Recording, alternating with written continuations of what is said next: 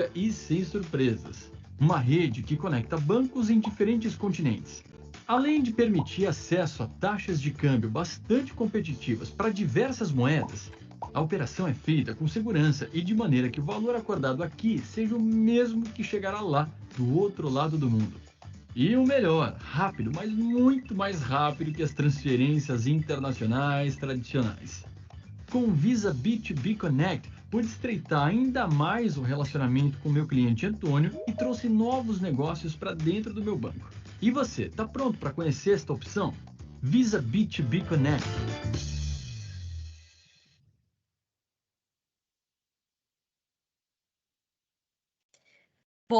Bom dia a todo mundo. Para quem não me conhece, eu sou a Gabriela Dorliaca, diretora executiva da ICC Brasil. Bem-vindos ao Trading Tech Talks, Tesouraria 4.0. Esse é o primeiro evento de uma série que a gente vai realizar em parceria com a Visa. Então, muito obrigado à Visa. E hoje a gente vai discutir, na verdade, nos 3 eventos, como a tecnologia e as novas soluções têm revolucionado a gestão de pagamentos nas empresas e nos negócios internacionais, além das oportunidades e desafios que surgem nesse contexto. E só para colocar em contexto, por que para isso, para a ICC, esse tema é importante. A ICC Brasil, a ICC surgiu globalmente pensando em comércio internacional e como facilitar o comércio internacional. Então, para quem conhece comércio internacional, a ICC criou os Incoterms, que são uma série de regras de comércio internacional, e a ideia é que essas regras vão sempre sendo modernizadas. E a gente vê a tecnologia e o ambiente digital como um fator crucial para que isso cada vez mais facilite o ambiente de negócios. Então, quando a gente conversou com a Visa sobre a possibilidade dessa série de eventos, para a gente foi super interessante pensar em, que outras soluções tem, que outros desafios as empresas talvez enfrentem, e não só as empresas, os bancos, enfim, que a gente pode entender melhor e fomentar melhores soluções para esses desafios, outras oportunidades, que sejam mais inclusivas, que cortem as burocracias, enfim. Então, acho que hoje, eu confesso que eu estou super animada para o evento de hoje. Conheço muito pouco de tesouraria, a gente já estava até brincando aqui logo antes do evento de que a gente às vezes pensa tesouraria é só banco e uma coisa muito limitada, quando eu acho que pela conversa aqui nos bastidores, tem muita coisa nova.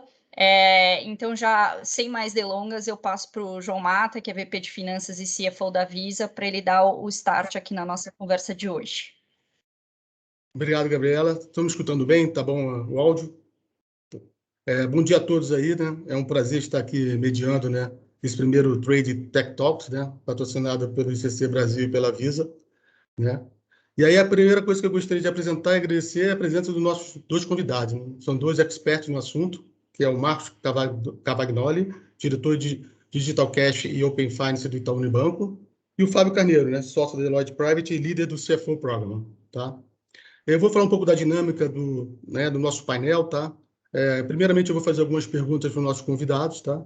E a gente vai abrir perguntas e respostas para o público em geral, tá? Vocês podem levantar a mão, né, ou mandar pelo chat, tá? E no final, a Gabriela, vou passar a palavra para a Gabriela para encerrar a sessão, tá bom? Então, é um pouco da dinâmica que a gente vai fazer hoje, tá?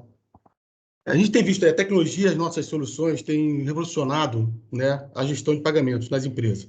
E oportunidades, desafios, né, surgem nesse contexto, né? E aí, eu acho que o painel aqui é assim, como se preparar para uma tesouraria 4.0, né? Eu sempre falo que a tesouraria, para mim, é um coração, é um pulmão de uma empresa, né? E eu sempre falo também que faturamento e receita é vaidade, lucro é sanidade, caixa é realidade. Entendeu? Não adianta a empresa ter faturamento e receita e não ter caixa, né? Então, isto posto aqui, vamos para a primeira pergunta. Marcos e Fábio, de que forma a tecnologia e as novas soluções têm revolucionado a gestão de pagamentos nas empresas? Aí, Fábio, Marcos, aí vocês tiram... Quer começar, Marcos? Vai você, Fábio, vamos lá. Bom, você falou do coração, né? A tesouraria passa a ser como se fosse o coração de uma empresa, né? Onde praticamente tudo passa e tudo para, né? Onde tudo começa e tudo para, na tesouraria. Eu agregaria também, né? Que não só a tesouraria, a área de tax, a área de legal e a área de TI, né? Hoje, se eu mudasse o lado, né? Eu deixasse de ser consultor, né? E eu fosse para o outro lado, seriam as áreas que eu estaria visitando todos os dias, né? Principalmente a tesouraria, eu estaria uma boa parte do meu tempo. A área de tecnologia também, sempre pensando como é que eu vou agilizar, né? Não gerar problemas para o negócio. Então, o que a gente tem visto muito, né, relacionado às tesourarias, né? As tesourarias, elas evoluíram muito em relação à parte de gestão de caixa, à parte de informações de caixa, né? Quando você olha toda a tecnologia, né, que tem sido embarcada nas tesourarias, as ferramentas de analytics, as ferramentas de visualização, de simulações, isso tem alavancado bastante as tesourarias, né? O que a gente tem visto muito assim nos clientes, né? A gente vê muita região sudeste, né? A gente pegar o Brasil, né? O Brasil é um país continental, né? A gente vê a região sudeste, ela praticamente assim, grandes empresas já usufruindo dessas tecnologias já há um bom tempo, né? A parte de analytics para tesouraria, a gente pelo menos fala disso há mais de 10 anos. Ferramentas de visualização mais avançadas, inteligência artificial sendo utilizada também para análise de pagamentos de tesouraria, né? Cruzamentos, evitar pagamentos antecipados. Então, o que a gente tem visto, né? A gente tem visto não só novos instrumentos cada vez, né, melhores e diversificados para captação, como a gente tem visto também cada vez mais o uso de ferramentas como analytics, visualização, processamento em memory, inteligência artificial, né? A gente vê também os novos ERPs também que estão sendo instalados, né, gradativamente, cada vez possibilitando essas análises, né, em memory de forma cada vez mais rápida. E isso daí tem sido uma grande ferramenta, né, para o CFO, para ele se tornar um business partner, né? Essa mudança, eu acho que às vezes a gente fica esperando décadas, né, para acontecer algo, né? E às vezes em semanas ou meses ou até um ano aconteceram décadas, né? Foi o que a gente viu agora aqui na pandemia. Então, as tesourarias elas tiveram que se adaptar cada vez mais rápido, né, a esse mundo digital, e muitas das tecnologias que antes não eram pensadas, né, até para você poder adaptar o teu planejamento de caixa de forma mais rápida, né, para a existência, para a Covid, né, para toda a gestão de crises que teve, que a gente viu foram muitas empresas desengavetando projetos que estavam parados já há algum tempo, precisavam de um grande motivador, e a criação, né, dos lagos de dados, né, os data lakes, os analytics consumindo, né, essas informações para a tesouraria. A gente viu isso daí bastante nas empresas na pandemia, elas alavancando muito esses projetos. Vou deixar a palavra aqui também um pouco para o Marcos aqui também. Bom, obrigado, Fábio. Queria agradecer aí também, Marta, todo o pessoal aí, ICC, pelo convite. Muito legal estar aqui com vocês, podendo compartilhar um pouco a visão aqui, né, as possibilidades. Vocês estão conseguindo escutar, pessoal? Só? Perfeito. Podendo discutir aqui umas ideias e também aí com as percepções de vocês. É difícil falar depois do Fábio, né? Deixei ele falar primeiro, mas acho que eu errei, né? Porque ele já deu todo aqui o cenário. Mas, assim, acho que o que eu posso complementar aqui, Fábio, na tua visão, é assim, além dessa questão, acho que é assim, super importante dessas ferramentas, né, que você está colocando, eu concordo muito com isso. A tesouraria, eu acho que ela está passando por uma revolução, né? Então, a primeira revolução é na evolução interna dela, digamos que é um pouco esse aspecto, né, que você colocou, que é toda a questão da automação, como é que a gente vai entrar em RPA, né, e poder realmente agregar valor, né? Acho que ela vai sair de uma parte muito operacional, que você fala aqui de ali acertar o caixa, ver o fluxo do caixa, reconciliação, né? Poxa, bater isso com nota fiscal, com invoice. Quer dizer, tem um trabalho incrível ali, mas ele é um trabalho que eu falo assim, ele é altamente, na hora que você mapeia isso estrategicamente, ele é um trabalho, né, altamente robotizável, né? Se você tiver uma tecnologia acho que dados e AI aqui nas suas diversas estágios de maturidade, se você conseguir aplicar isso de uma forma correta, acho que tem um espaço aqui de otimização absurdo. E aí, acho que assim, isso traz também um pouco, né, qual é o papel até dos provedores e dos bancos nessa novo relacionamento com a tesouraria, que acho que muda muito de algo mais transacional para alguma coisa realmente de gestão e de evolução. Eu acho que isso aqui é um ponto importante que a gente pode discutir, aprofundar aqui. E até pensando um pouco aqui na questão externa, né, ou novos negócios, acho que tem dois ângulos aqui legal da gente explorar também. Então, essa é a visão interna. Um outro é como é que as tesourarias estão virando áreas de negócio, né, até com os fenômenos aí que a gente fala dos fintech embedded, né, que a gente usa aí o termo, quer dizer, existem hoje uma possibilidade que está acontecendo nos mais diversos ramos de você expandir, né, o negócio financeiro para estruturas que envolvam seus clientes ou fornecedores, né, você tendo ecossistemas mais abertos.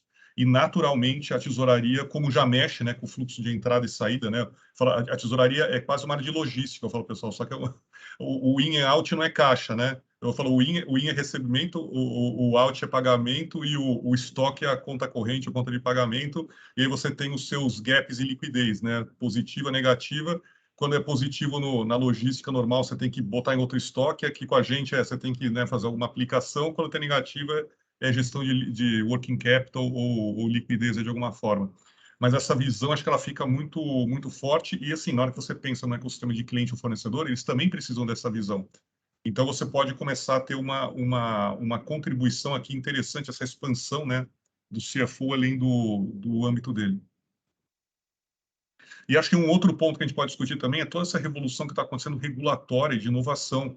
E acho que também um grande impacto que tem na tesouraria né, eu também sou responsável por isso aqui, que é a parte do Pix, né, que está mudando toda a questão de, por exemplo, de velocidade, disponibilidade de dinheiro, ainda decolando, né? A gente teve nesse ano aqui o Pix fez um aninho, né? Então ele está ainda bebê, mas eu falo assim, agora em 2022 ele vira adolescente. 2023 ele vira um jovem adulto, ou seja, a transformação, o impacto vai ser imenso. E o Open Finance, que o Brasil é um dos escopos mais completos que tem, e com certeza isso aqui vai mudar a dinâmica de como é que as tesourarias das empresas vão funcionar, como é que elas se relacionam com seus sistemas de ERP, de TMS, né, de Treasury Management. Acho que isso aqui vai ter uma grande mudança. Então, acho que contribuiria aqui com o teu ponto, com esses outros aspectos aqui para a gente debater mais. E, novamente, obrigado aqui pelo convite. Excelente, obrigado aí, Marco. Obrigado, Fábio, desculpa.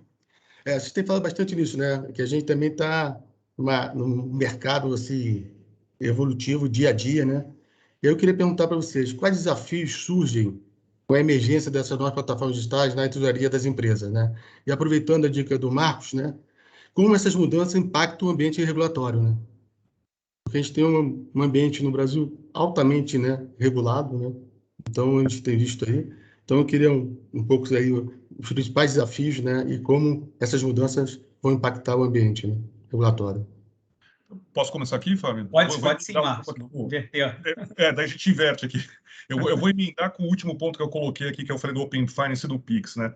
Na verdade, o que está acontecendo, assim, a gente está tendo, Mata, na minha visão, assim, o Brasil, até eu fiz uma timeline aqui interna, né? Mas se vocês conseguirem imaginar, a gente pegou todas as mudanças regulatórias, tá? Desde a década de 70 até hoje, e o previsto para 2022 e 2023, a gente botou numa timeline e bota em escala. Qual que é o problema? Você não consegue escrever o que acontece em 2020 na escala, né? Porque você vê, né, mudanças muito pontuais, né, e discretas. Você fala assim, apareceu, né, o cheque, apareceu o DOC, apareceu o cartão. Teve a TED 2001, né? Aí passa assim 10 anos, teve uma outra coisa, aí teve a NPC, que é a nova plataforma de cobrança. Aí você pega assim 2020, né, para frente. Cara, a curva é literalmente, né, o termo ficou meio banalizado, mas é exponencial. Se você botar no gráfico e fizer um ajuste de curva, é exponencial. E aí eu estou falando aqui, para você falar PIX, né, da impressão assim, é uma regulamentação, o PIX. Não, o PIX é um conjunto, né? Ele é todo um contexto de regulamentação. Aí o que acontece? Junto com isso, você tem o Open Finance. Junto com isso, você tem, por exemplo, a questão das duplicatas digitais que está vindo. Junto com isso, você tem a 4737, que foi o Open Finance da adquirência. Na hora que você junta tudo isso, assim, está começando a cozinhar, né? Eu também trabalho com essa parte, está começando a cozinhar agora aqui a questão do CBDC, né? Que são Central Bank Digital Currencies, quer dizer, aí o pessoal fala, Marcos, mas isso aqui está no início. Eu falei, sim, o Open Finance há 4 anos atrás e o Pix também estavam no início. Agora, sim, aquela história, a onda já armou, vai quebrar, assim, quebrar que eu digo, vai vir a onda. Não tem como, o mundo inteiro está se movendo com uma discussão de, né, você tem um modelo à la China que pode ser mais CBDC, você tem um modelo mais Estados Unidos que é fomentar stablecoins. O que seja, eu dou a dica aqui, vocês estarão nas suas tesourarias em poucos anos focados em ter que trabalhar com cripto. Vai vir, né, de algum jeito. Aí você fala assim, Marcos, mas qual? Eu falei, cara, é quase que bobeira você tentar adivinhar qual vai ficar, né, vivo em 5 anos, mas eu sempre falo assim, algum vai ficar. Então é melhor a gente começar pelo tema central aí. Então, o que eu coloco aqui, João? Quando você vê esse contexto todo de regulação inovatória, até o pessoal fala assim, né, é uma tsunami regulatória, né? Então, na verdade, o que eu vejo aqui, estou pegando a tua pergunta um pouco de trás para frente, essa pressão regulatória toda altamente evolutiva está colocando uma pressão de desenvolvimento, seja na indústria financeira e nos nossos clientes que são CFOs, absurda. Porque, assim, a gente está tendo que, né, mudar um montão de coisa, porque você tem que mudar, implementar e amadurecer, né? Porque não adianta você, né, pega, por exemplo, a fase 2 do Open Finance. Está implementada, mas até você amadurecer, fazer a checagem dos dados, aprender como é que isso relaciona tal, você tem uma curva. Então, você tem uma curva da indústria. Aí o que acontece? O nosso counterpart, o CFO, ele também está recebendo essas novidades, né? Então, ele tem um lado dele, que ele lê esse ambiente regulatório, né, hipercomplexado, e tem que se organizar e falar, poxa, peraí, o que eu tenho que mudar na minha tesouraria? O que eu tenho que discutir com a minha empresa de ERP? O que eu tenho que discutir com meus bancos para fazer isso? E a indústria está né, tendo que desenvolver tudo isso. Então, esse ambiente aqui, que acho que é hoje o grande desafio do CFO, né? Ele poder entender e falar, poxa, o que eu tenho que ver na perspectiva da minha indústria, né? E com o objetivo claro, né? Eu sempre falo assim, o objetivo não é ninguém tem uma tesouraria porque o business é ser uma tesouraria, né? Na verdade, o business seu é vender um produto, um serviço, e a tesouraria é uma máquina, que nem você falou, é um pulmão que fomenta isso acontecer da melhor forma possível. Mas, no fundo, o foco da empresa é vender o produto final dela, né?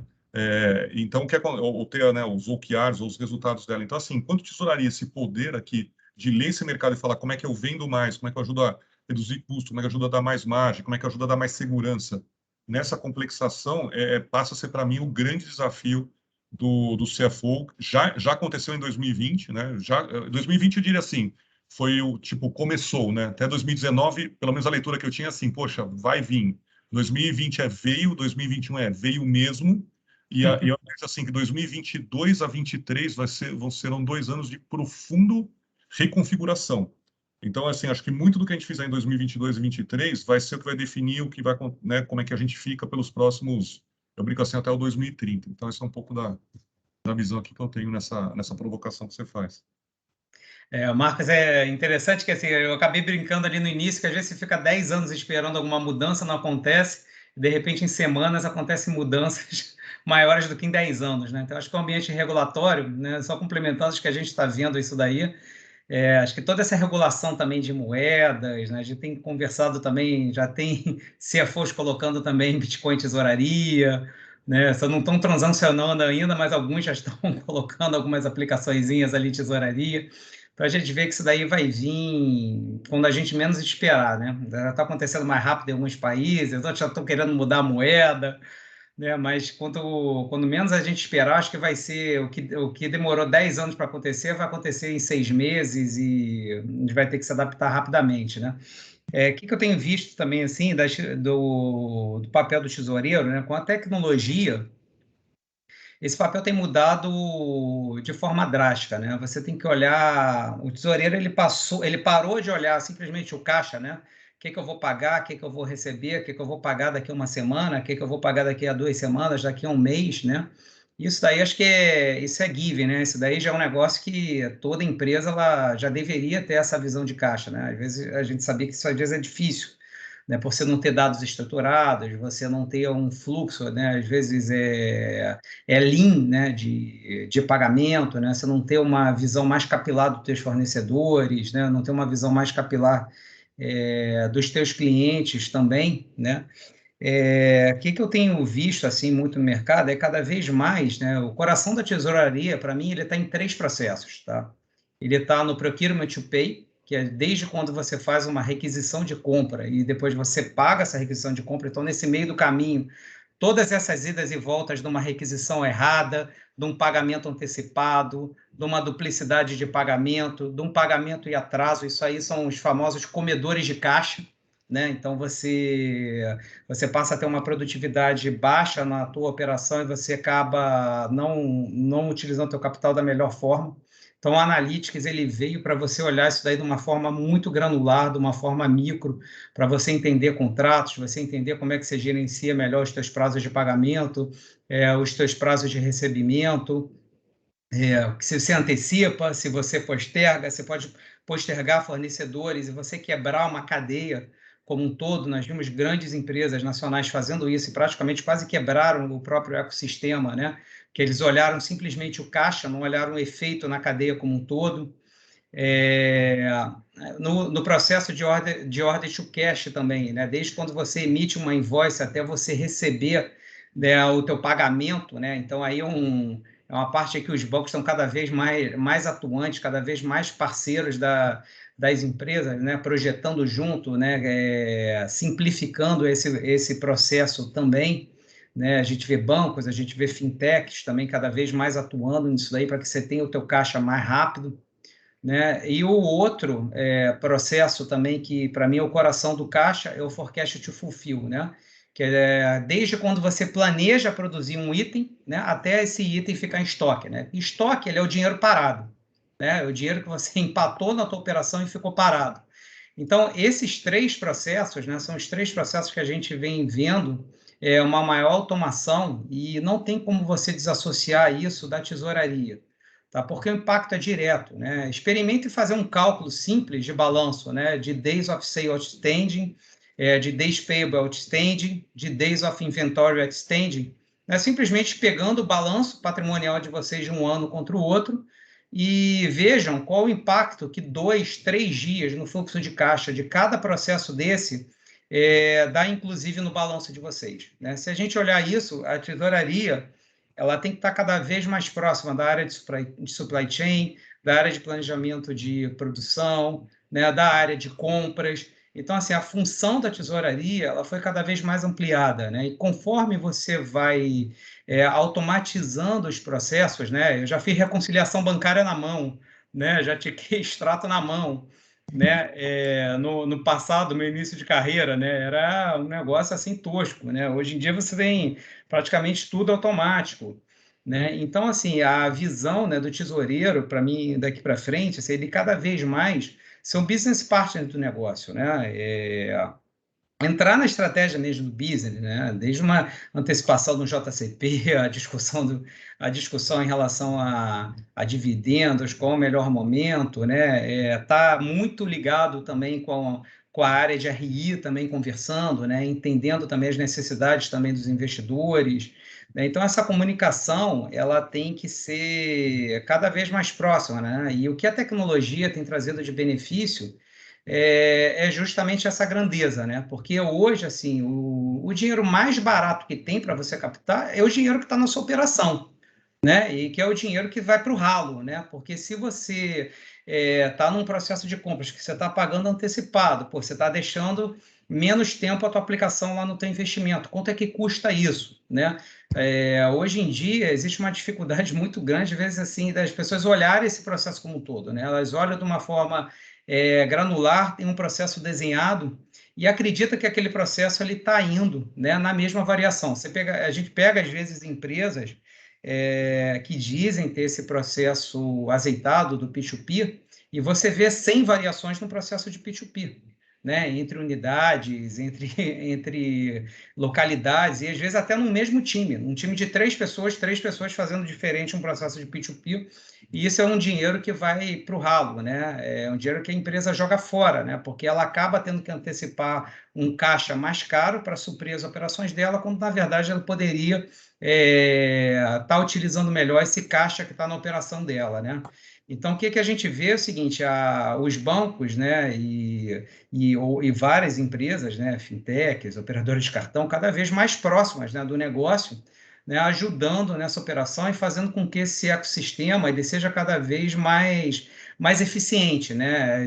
As empresas, os bancos também e as empresas mudaram muito a postura. Né? Elas têm atuado cada vez mais como como um business partner, né? Não só como um cobrador de taxa, né? Eu te empresto dinheiro, eu te cobro a taxa, mas não, estamos cada vez mais entendendo, né, o negócio, entrando dentro da operação, né, como o Marcos falou, né, o desenvolvimento de sistemas cada vez mais conjuntos, né, de coparticipação entre as áreas de tecnologias com os clientes.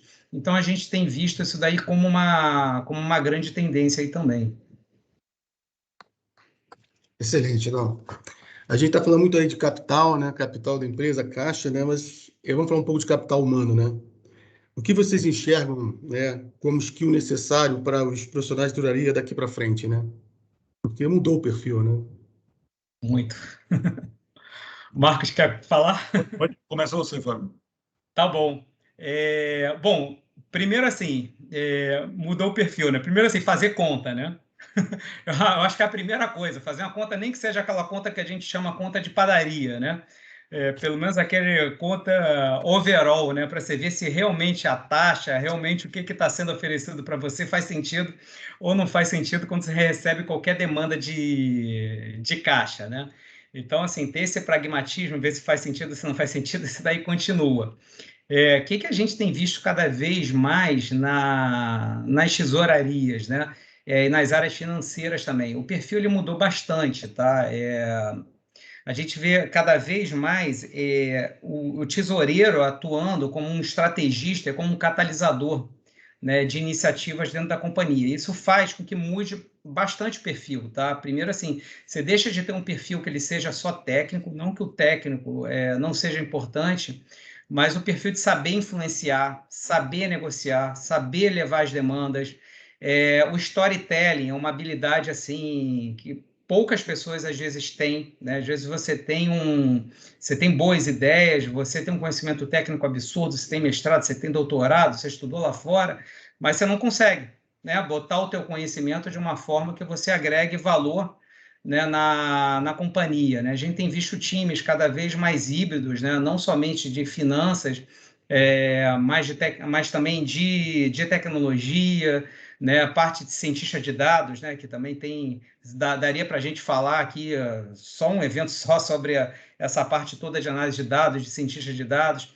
Então, o que a gente está vendo é o seguinte, é um profissional que ele saiba também manusear a tecnologia, né? Não necessariamente ele precisa ser o programador, ele precisa conhecer Python, ele precisa conhecer algumas outras tecnologias. É óbvio que se ele conhecer, conhecimento não faz mal a ninguém, né? Sempre é bom você ter outros conhecimentos, até para sempre que alguém te falar alguma coisa, você ter aquele pragmatismo e saber se você não está sendo enrolado em alguma coisa.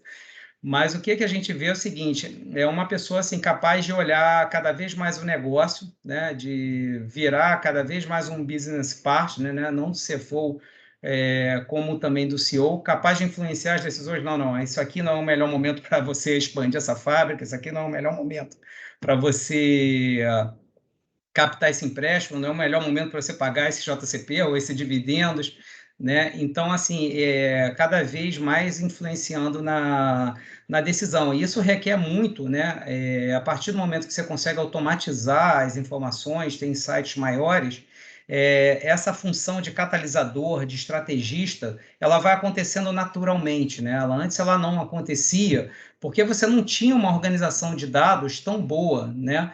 Quanto você tem hoje. Então, isso daí faz a diferenciação. E como faz essa diferenciação, né, você obriga que os profissionais eles tenham cada vez mais o skill de entender não somente de finanças, como entender também de negócio, de saber passar uma ideia, né? Saber ter toda a parte de storytelling, saber manusear, né, ferramentas de tecnologia como Analytics, né, que é algo extremamente simples, né? A primeira vez que eu mexi no Analytics foi há uns 12 anos. Eu achava que era um bicho de 7 cabeças, quando olhei era mais fácil do que mexer no Excel. Então, assim, você tem que ter a curiosidade, né? O profissional de finanças, acho que ele tem que ter a curiosidade dessas novas tecnologias, né? E saber como que essas tecnologias vão beneficiá-lo, para que ele possa influenciar cada vez mais a organização. Então, quando você está falando de influência, você está falando de habilidades de negociação, né? Você está falando de outras habilidades, outros skills também, que são cada vez mais demandados. Marcos, agora com você. Bom, acho que os ângulos que eu posso complementar, eu concordo 200% com o que você colocou, tá, Fábio? Desculpa. Eu vejo assim, né, talvez colocar sobre a perspectiva do que está acontecendo, né, no tesoureiro e na estrutura de tesouraria da empresa. Talvez a gente possa fazer um paralelo que aconteceu com as áreas de produto e tecnologia nas empresas, né? Você olha assim, tecnologia, se você olhasse um tempo atrás, era uma área que a gente usava o termo, né? Você jogava por cima do muro. Você tinha uma área de produto, negócio, você falava assim, olha, eu preciso de, né, algo azul, você jogava uma especificação do outro lado do muro e alguém tentava fazer algo ali em cima do que você escreveu, aí voltava e falava, não, cara, mas você fez azul escuro, eu queria azul claro. O cara, pô, cara, mas você não escreveu claro.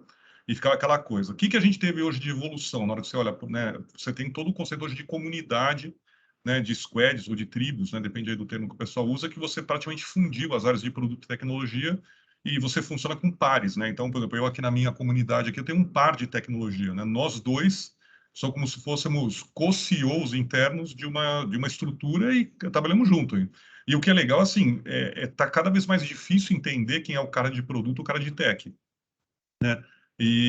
Então, às vezes, assim, você vê um cara de tecnologia, né? Que ele está falando ali de experiência do cliente, de como é que foi a campanha de marketing, e você, às vezes, um cara de negócio ali agora discutindo se o caminho é melhor modernizar tal conjunto de sistemas de API ou não, ou deixa esse conjunto não modernizado e foca em outro, né? Estratégia de arquitetura tal, e discutindo dados, né, com o pessoal. Então, colocando esse cenário, o que eu vejo? Que está se passando algo muito semelhante, né? O CFO era uma posição, né, a tesouraria, que era muito vista como técnica, no sentido tecnicidade da tesouraria, que era que nem a área de tecnologia, né? Não, é o cara que sabe a codificação e está evoluindo para falar, não, cara, tem que estar 100% integrado com o negócio. Então, um dos desafios que às vezes eu coloco assim, falar, o CFO tem que estar em comunidade com a área de negócio, né? Não fechado numa tesouraria, não numa área hermética. Eu acho que isso sendo feito, aí todo esse trabalho, Fábio, que você colocou, de, por exemplo, não é que no fundo é aquela história, eu falo assim, meio de pagamento tem meio na frente porque é meio, não é fim, né? Então, assim, o grande objetivo é onde será a nossa melhor fábrica, né? Como é que a gente aumenta essa estratégia de vendas? Como é que a gente reduz custos? Como é que a gente reduz aqui? Por exemplo, a gente fez uma pontuação de risco usando uma metodologia, por exemplo, um FEMEA, e como é que eu reduzo, né, sei lá, 50% nessa metodologia aqui o meu ambiente de risco. Esse é o outcome, né? Esse é o resultado que está sendo buscado. Então, quando você tem o CFO e a equipe dele trabalhando em regime de comunidade junto, né, com essas áreas de negócio, acho que isso aqui provoca uma grande transformação. A gente tem visto isso aqui até internamente, né? A gente tem em algumas squads, comunidades, a gente simplesmente colocou o nosso pessoal de finance, de tesouraria do banco junto, e aí pronto, né? Você começa a ter uma visão estratégica totalmente distinta quando você passa 6 meses, 1 ano nessa estrutura, muda a cabeça de todo mundo, né? Então, todo mundo entende melhor tesouraria, o tesoureiro entende melhor tecnologia, vira um outro bicho, né? O time, ele mescla. Então, acho que esse aqui é um ângulo muito importante, né? E, para isso, você precisa de um skill muito mais colaborativo, né? Muito menos hermético, talvez, né? Do que tinha uma visão mais antiga da área de tesouraria, e ligada com tecnologia, produto, negócio, de uma forma bem intrínseca, né? A ponto seria assim, né? Você ter numa reunião o CMO, né? O Chief Marketing Officer e o CFO, e você teria que ter dificuldade de saber quem é qual. Por quê? Porque todos estão alinhados no outcome comum, né? Não estão alinhados na sua área. É mais ou menos que nem esse efeito da pessoa de produto com a pessoa de tecnologia. Na hora que você não entende bem quem um é outro, porque os dois estão discutindo como dar tal efeito outcome no cliente, é porque você acertou o ponto, né? Na hora que você vê, não, peraí, esse cara é tech, esse cara é produto, é porque não tá cada um está olhando para o seu e não para o resultado final. Acho que tem essa provocação. Eu acho que a questão de como é que trabalhar e também como é que se trabalha com o ecossistema, né? Acho que o CFO vai ter que ser um player muito forte de ecossistema, que a gente falou, na hora que ele está falando com os bancos ou com uma empresa de ERP, né, que está, até por toda essa mudança tecnológica, ele vai ter que estar coordenando essa evolução, né? Como é que a empresa de ERP está evoluindo junto com o banco? Será que este banco está junto com a empresa de ERP? Será que este banco só está me trazendo uma solução transacional? Ele está começando a me trazer uma proposta aqui de otimização de estrutura, de sistema em conjunto com uma empresa de ERP? Essa coordenação vai cair muito em cima do CFO, né? A provocação. Claro que vem aqui também da indústria financeira a gente levar, né, e ler corretamente e desenhar com o CFO o que precisa, mas ele vai ter que provocar, né? O grande driver dessa transformação é o CFO. E na hora que você olha nessa visão até que eu trouxe de, né, fintech embedded, ou expansão, né, do negócio, do aprendizado da tesouraria para fora, eu faço muito a provocação a gente fala muito do Bank as a Service, mas também você pode ter o Treasury as a Service, né?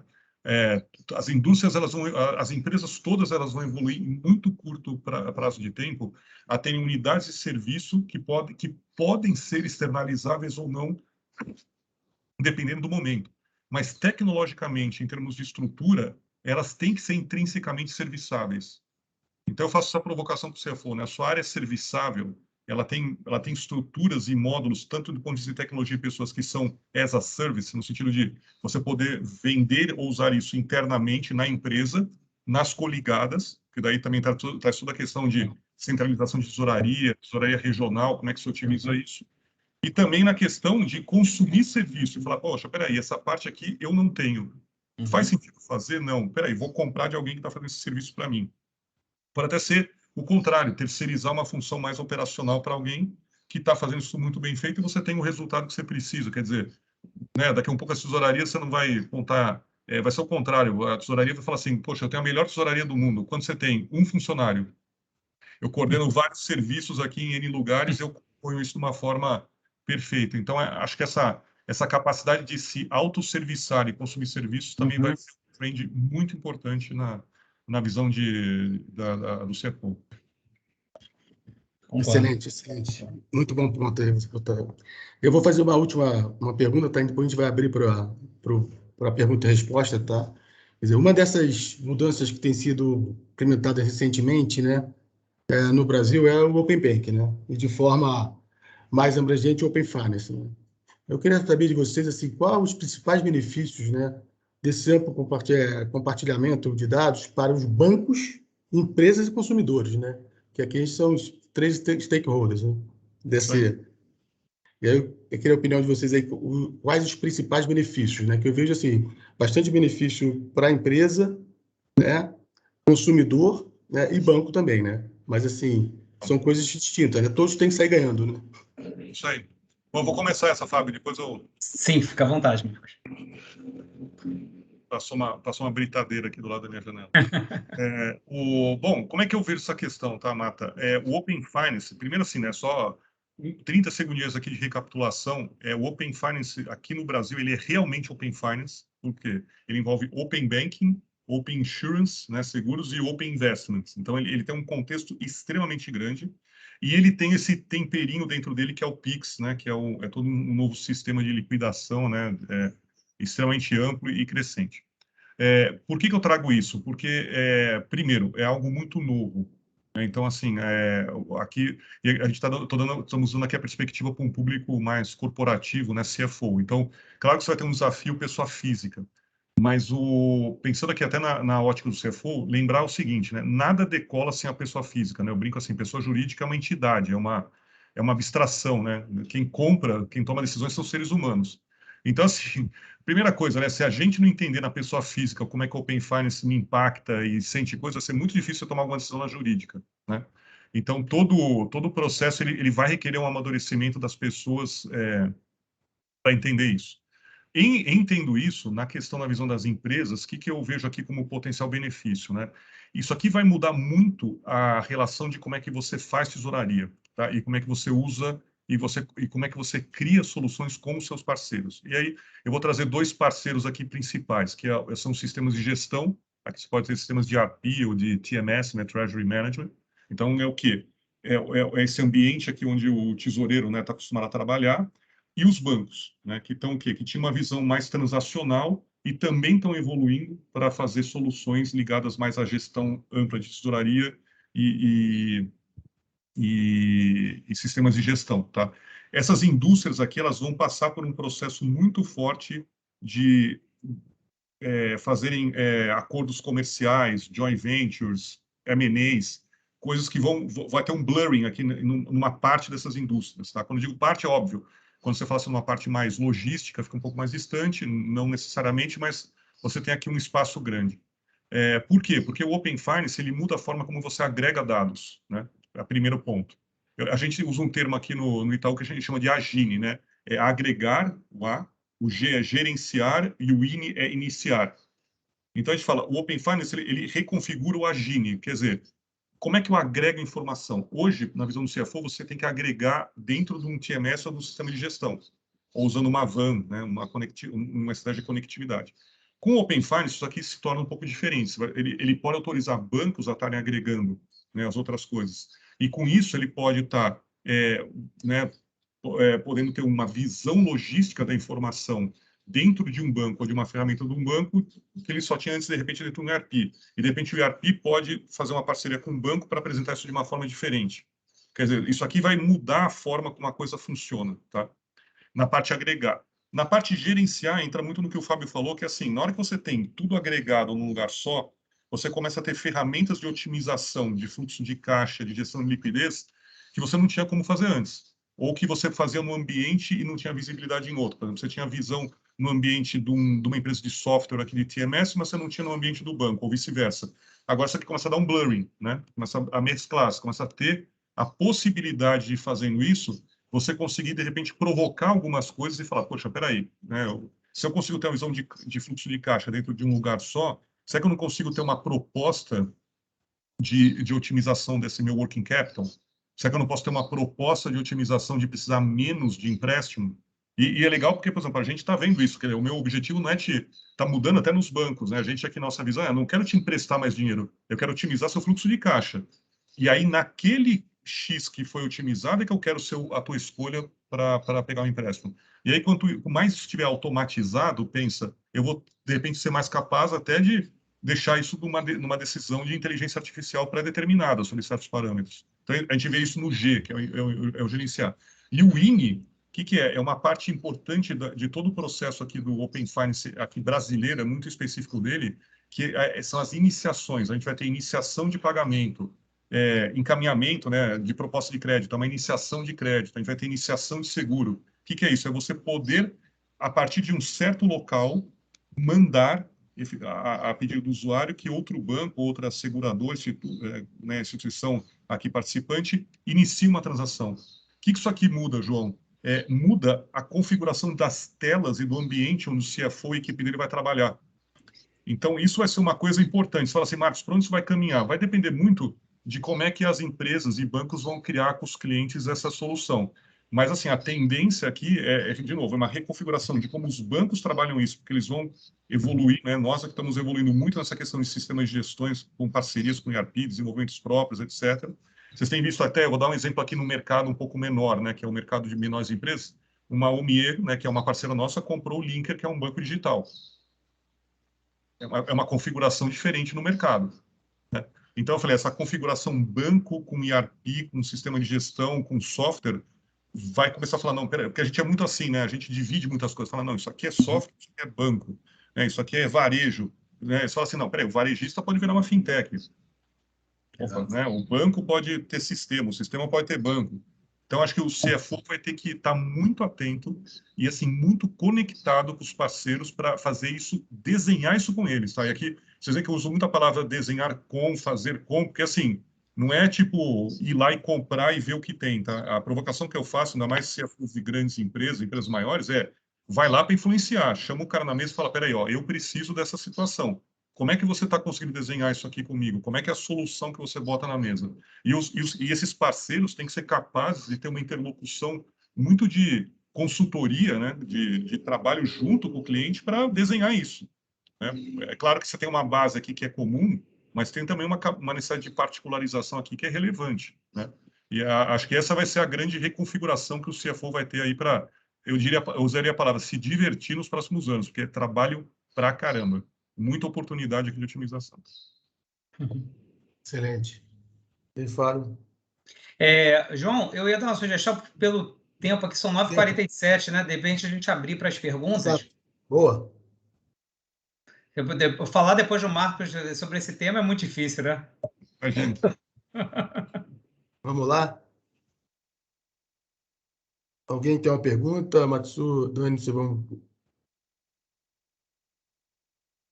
Quem quiser fazer pergunta, pode abrir, pode abrir, tá? O microfone. Microfone, exato. Levantar a mão, enviar no chat. Fiquem super à vontade.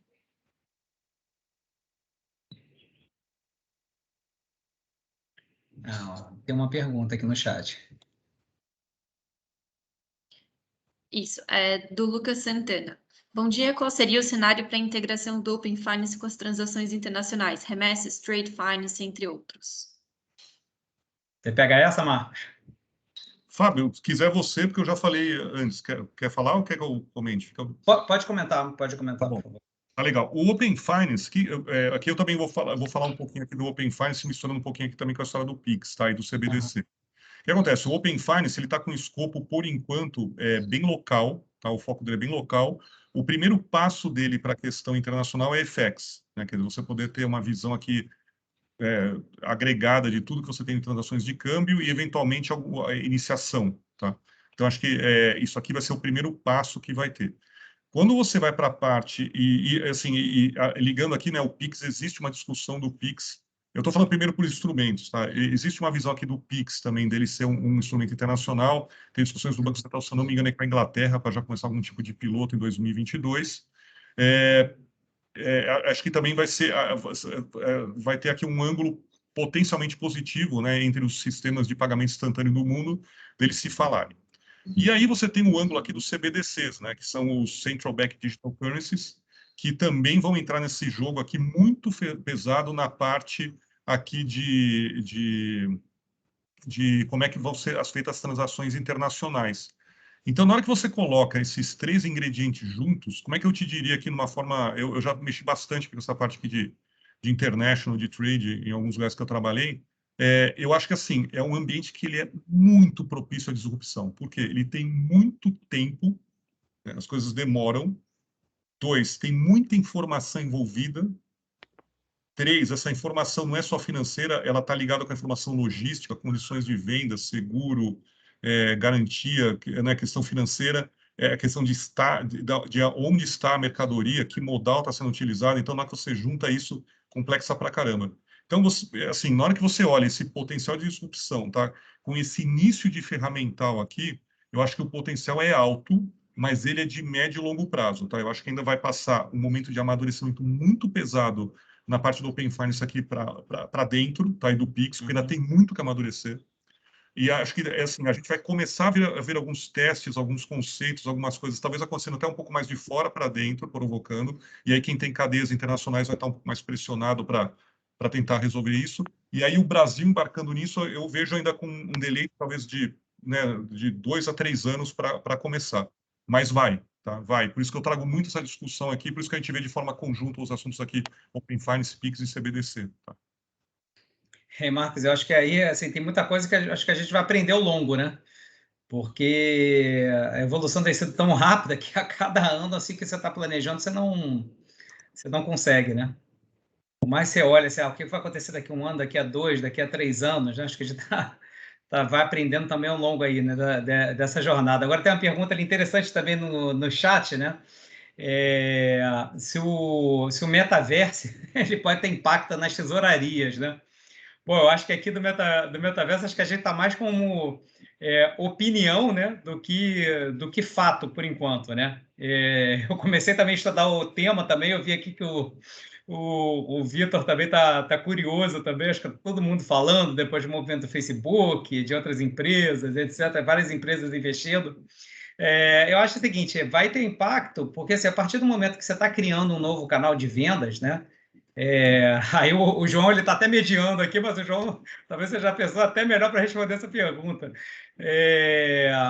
A partir do momento que você está criando novos canais de venda, esse canal de venda ele vai te trazer um novo fluxo financeiro, né? E você vai ter que estar preparado para gerenciar esse fluxo, poder estar alinhado também não só com a tua área de marketing, com a tua área comercial, com a tua área de vendas. Então eu vejo que vai ter um impacto, sim. Tá? Não sei a velocidade que vai se dar desse impacto. Tá? Por que eu falo isso? Assim? Que eu vejo muito assim, na área financeira, tá? Ao longo desses anos, nas pesquisas do CFO Survey também, que eu acompanho, que eu faço todo ano, o que eu tenho visto? Por exemplo, analytics, tá? Era o que a gente já se falava há mais de 10 anos, 12 anos. Né? Meu primeiro projeto de analytics foi uns 12, 15 anos atrás. E assim, você vê que ainda tem empresas que estão começando a usar, começando a engatinhar, né? Visualização avançada, a gente fala há anos, né? Cloud, né? Você fala há anos. E assim, blockchain, né? E a gente começa a falar, você usa um contrato, usa uma coisinha ou outra, mas também ainda não está massificado, né? Então, o que que a gente fala, o que que a gente tem visto assim, né? As áreas financeiras, assim, elas ainda, por exemplo, planejamento e orçamento, né? Assim, me dá uma tristeza quando eu vejo um planejamento e orçamento hoje feito no Excel, né? Sem ter um gerenciamento adequado. Porque você já tem tecnologia disponível para fazer esse processo assim há séculos, né? Então, assim, a gente vê algumas coisas aqui, né? A gente começa a falar de Open Finance, a gente começa a falar de metaverso, né? Às vezes algumas empresas elas estão num ângulo já mais avançado, provavelmente já com uma maturidade maior em alguns processos financeiros, sejam eles de tesouraria, de planejamento e orçamento, que são os processos mais clássicos, né?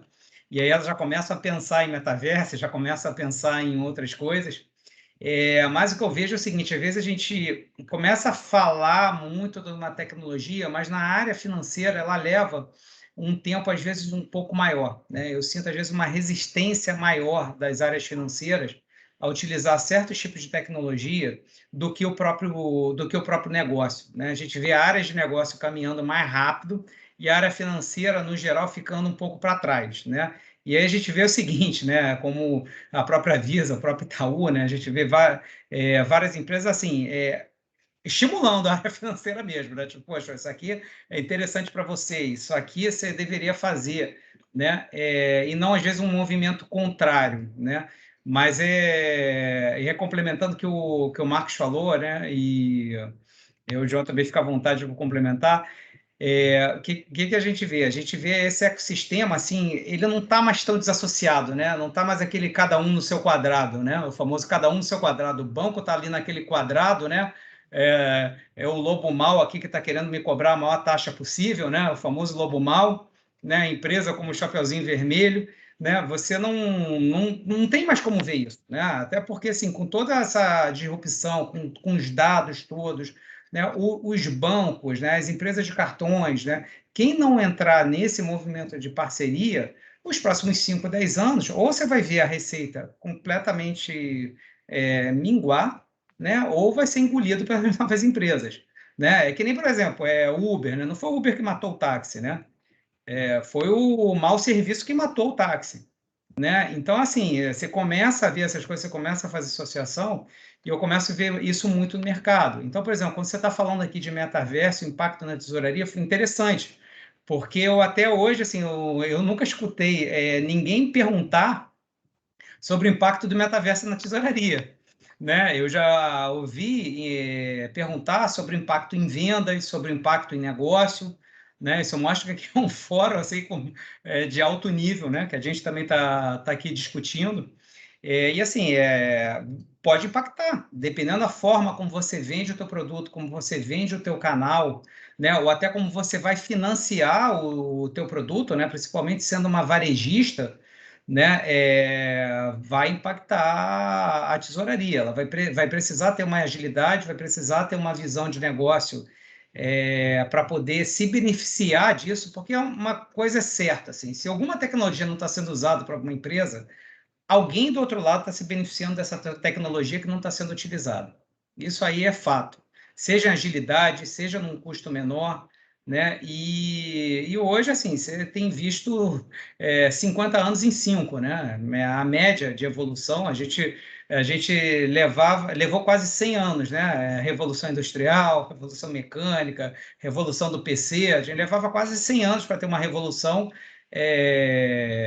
marcada no tempo, né? Hoje você vê 5, 10 anos, você tem evoluído muito mais do que 100 anos.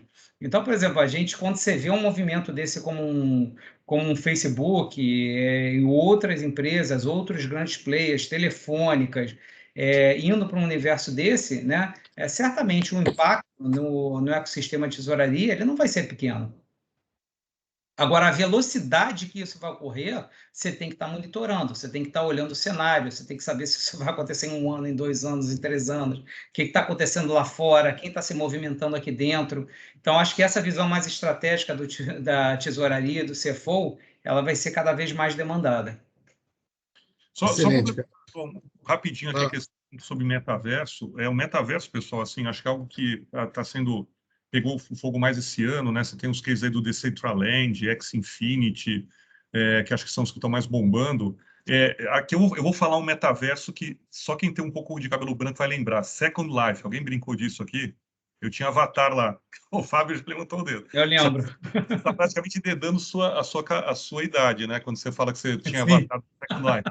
Ele foi o primeiro metaverso que teve. Tudo bem, com a tecnologia da época, mas era um metaverso. Não sei se vocês lembram, teve banco que abriu agência dentro do metaverso. Metaverso.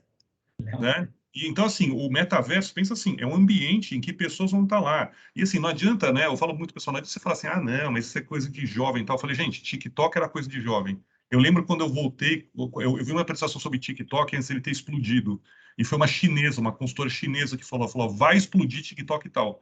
E ela falou, presta atenção, tudo que jovens usam adolescentes, baixa no seu celular, mesmo que você tenha 60 anos de idade, porque eles são quem está puxando a inovação. E aí, como eu disse, as zonas de inovação, sim, elas começam nas pessoas e depois elas sobem para as corporações, porque corporações vendem para pessoas, né? Seja diretamente B2B2C. E aí, cara, eu lembro que eu baixei TikTok e ninguém tinha. E, cara, né, todo mundo, pô, é coisa adolescente, não sei o que lá tal. Hoje em dia, acho que está todo mundo bem atento no marketing e na distribuição, né, no canal TikTok. Cara, metaverso é a mesma coisa. É um ambiente profundamente interessante para você ter canal de venda, para você ter relacionamento, você pode botar, tokenizar ativos, você pode vender NFT. É o que já está acontecendo, né? Você tem uns tokens aí do Decentraland, que é o Maná, se não me engano, do Dex Infinity é o AXS, cara, hipervalorizações, e você vai ter um ambiente financeiro de troca lá dentro. Então, acho que, seja por um ambiente de troca, você como consumidor, ou até para branding, que seja da tua empresa, eu acho interessante se olhar, né? E aí, por que não, no metaverso, você usar como ambiente de troca e venda de trade internacional, seja uma visão consumer, né, business to consumer, consumer to consumer, ou até business to business. Why not? Eu acho que sempre aqui vale a pena deixar a provocação para tipo assim, né, estude um pouco essas coisas novas. Eu sempre recomendo, eu falei, cara, deixa 5, 10% do teu tempo e da tua equipe olhando, eu sempre falo assim, né, você tem o now, o near e o next. O now é a gestão de tesouraria que você tem que fechar o caixa e tal. Tem que fazer, né, que nem o Flávio falou. É o quê? Open Finance, Pix, é o que acontece no período de 1 ano, né? Então tem isso. E o next, esse seria meu, né, o next é assim, o que vai acontecer daqui a 3, 4, 5. Você tem que plantar os 3 ao mesmo tempo. Não existe mais hoje aquela coisa, não, né, qual que eu faço? Now, near ou next? Eu falo, gente, quem já botou o ou perdeu. Porque se você, né, não olhar o now, você capota. Se você não olhar o next, né, eu estou indo aqui para o near, você capota em 1 ano. Se não é o next, assim, pode ser que você não perca teu bônus, mas o coitado que vai vir no teu lugar vai. Então, por uma questão de responsabilidade e perenidade, você está deixando, assim, se você não plantar aqui correto, quando o next virar now, é impossível você reagir em 1 ano. Esse que é o ponto que tem na cabeça. Assim, tem coisas, produtos e ambientes que, se você não trabalhar ao longo de 3, 4 anos, quando chegar na hora, assim, parabéns, você será uma nova Nokia. Aqui não querendo falar mal da empresa, mas, né, uma nova Kodak. Você vai falar, cara, eu sei que tem que mudar, mas não dá tempo. Não, sensacional, Marcos e Fábio. Acho que a gente tivesse aqui mais 1 hora, ia estar aqui todo mundo. Longe. Não, ainda bem que tá gravado, né? Porque a gente tem tantos insights importantes e interessantes que às vezes até a gente pode perder um, né? Mas assim, vou passar a palavra aí para a Gabriela, tá? E agradecer de novo a presença de vocês dois. Foi assim 60 minutos de altos insights, eu acho que sensacional, né? Vocês estão nesse meio aí. Eu acho que aí vou passar para a Gabriela e agradeço de novo a presença de vocês, tá? Muito obrigado mesmo, tá? Eu que agradeço. Muito obrigado, foi uma honra. Gente, obrigado. Eu só vou realmente agradecer Fábio, Marcos e João também. Eu aprendi bastante e eu acho que a lição talvez seja muito do que o Marcos acabou falando agora. Tem o que já está acontecendo e tem as coisas que a gente talvez ainda não acredite muito, é coisa de adolescente, mas que são coisas que vão ter um impacto enorme no que as empresas, no que os bancos fazem, e a gente precisa ficar de olho.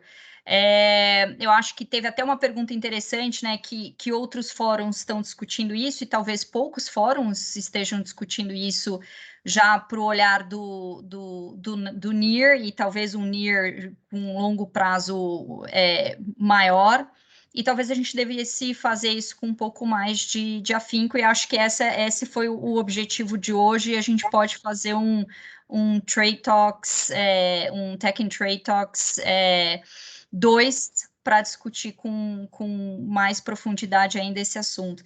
De novo, queria agradecer a Visa por trazer essa ideia super interessante para a gente, agradecer a todos vocês e deixar aqui o convite para a próxima conversa, que vai ser na semana que vem, dia 30, que vai ser os desafios do comércio internacional e ferramentas para encurtar o caminho, das 9 às 10, e depois, no dia 3 de dezembro, a disrupção tecnológica em tendências em money movement, das 9 às 10 também. A gente vai mandar o convite para todos vocês, esperamos vê-los lá, tá bom?